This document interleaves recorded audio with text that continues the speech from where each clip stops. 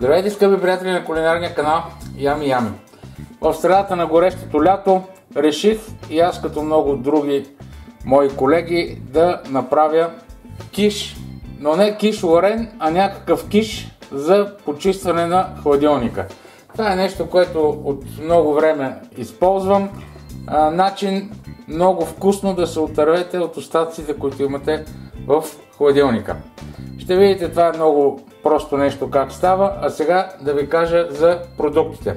Ще ни трябва брашно, прясно мляко, вода, кисело мляко, масло, сол. Като подправки ще ни трябва черен пипер, чесън на гранули и индийско орехче.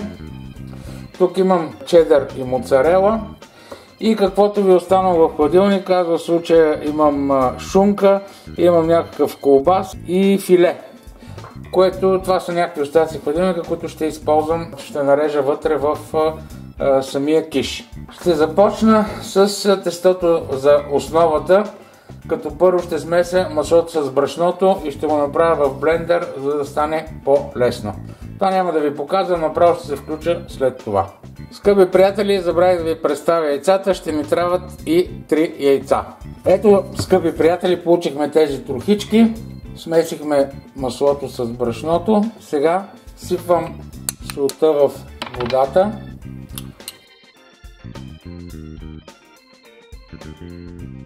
Започваме да месим с ръка.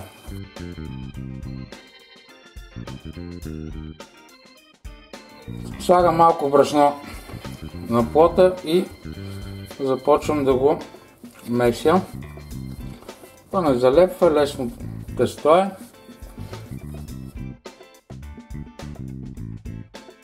Преценете, като месите, дали има нужда да се добавя още брашно, но обикновено не е нужно. Вижте, тестото стана много плътно. Така, вече подготвеното по този начин тесто ще го увия в стреч фолио и ще го оставя в хладилника. Ето, скъпи приятели, така изглежда престоялото тесто в хладилника около 3 часа. И цяла нощ да престои, няма никакъв проблем. Сега трябва да го разточим с точилката, да не залепва. Слагаме по малко брашно отгоре и отдолу и започваме да го разнасяме.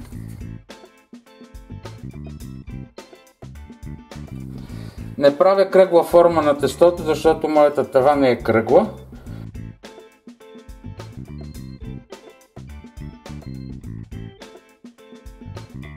Сега с едно парченце масло ще намажа за всеки случай тавичката, да не залепне, да може по-лесно да се отлепи след печенето. Тестото трябва да преметнем, така да се каже, може и с точилката, може и така, да се преметне в нашата тавичка. Така, много е важно в ъглите да се натъпче добре, да се образува един ъгъл, за да може тестото при печенето да не се свлече. След което с един нож, аз и с точилката, ето по този начин, излишната част от тестото премахвам.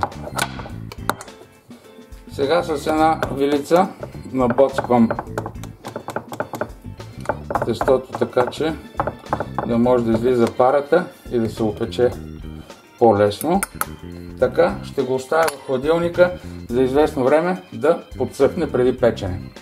Ето, скъпи приятели, тези две малки купички, които също сложих тестото, и ще направим този мини киш. Оставих ги близо час в хладилника, вече в тестото има кора, което е добре. Фурната е загряла на 180 градуса. Сега трябва да сложа някаква тежест в средата, така че по време на печенето да не се надигне тестото. И в случая най-добре е да ползваме едра сол. Между другото, така изпечена солта става още по-хубава после когато се използва. А тук ще сложа по една чашка стъклена, която да натискам и слагам във фурната за около 15-20 минути. Докато основата за киша се пече във фурната, аз нарязах колбасите в тази купичка.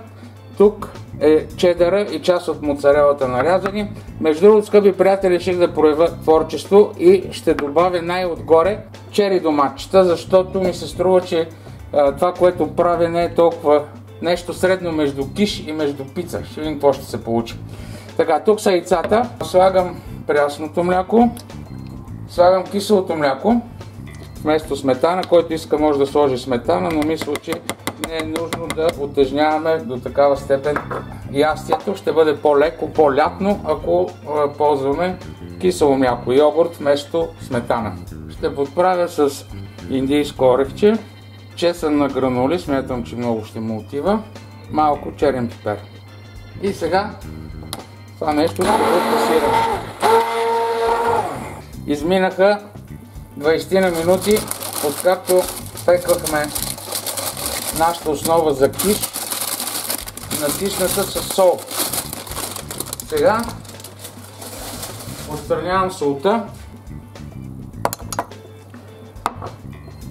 и ще върна, за да доопеча всичко в фурната за още 10 на 15 минути.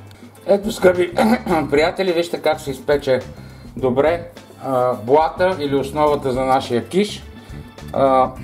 Леко се надигна, но не мисля, че това е проблем.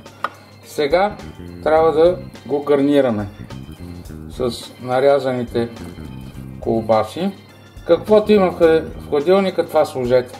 Без предварително готвене, без нищо. Точно както се прави пица, ама малко по-различно ще бъде от пица. Ето, слагаме и в двете малки купички. Слагаме чедър и малко от моцарелата.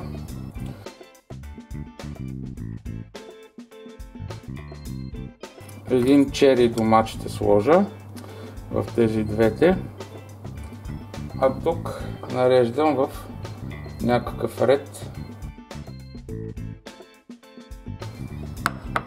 И сега наливам от течната смес.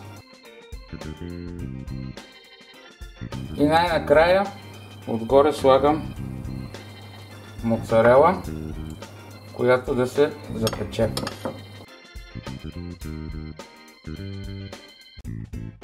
Това е. Сега остава да сложим обратно във фурната всичко, да се доопече. За може би 20 на минути ще е достатъчно. И така, скъпи приятели, ето го нашия киш, който в крайна сметка прилича и на пица, вече запечен изцяло. Вижте, още съвсем леко трябва да се мърда. Настъпи часът на истината, наречен дегустация. Вижте какво получихме. Това е този киш, полукиш, полупица да го наречеме. Вижте какви също от тези малки купички, колко интересно се получи. Ще отрежа от тази част.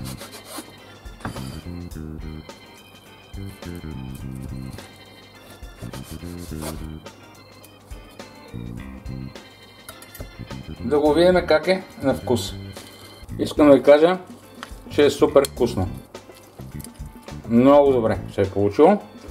Вижте каква хубава препечена коричка отвън. Все пак, нека да разрежем и да видим какво има в тези малки формички. Погледнете. Перфектно всичко си има. Мога да ви кажа, че това е едно мъжко ястие. Наистина, каквото ви е останало по хладилника, може да го сложите в един такъв киш. Ако ви е харесал филма, оставете по един лайк и се абонирайте за канала. Хубавото предстои. Бъдете здрави!